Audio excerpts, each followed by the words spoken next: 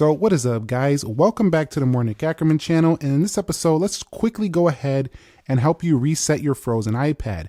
Now mine's not currently frozen, but it has been a little bit glitchy here and there with iOS 26 as the recording of this video, but let's just quickly go ahead and show you how to do this. Now this should work with pretty much any iPad. Just go ahead and tap volume up, volume down, hold down the power button and keep holding that power button, keep holding. And eventually what you're going to find is this iPad is going to go ahead and go straight to the Apple logo. But keep holding until you see that Apple logo.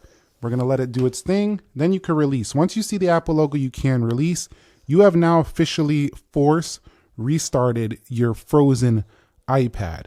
So wait till we get in, and then you should be back into your iPad, and that's pretty much it. Then you should be into your iPad, and that should be pretty much it. You are now into your iPad. The like button for me, subscribe if you haven't already. Catch you in the next one. Thank you very much for watching, and peace.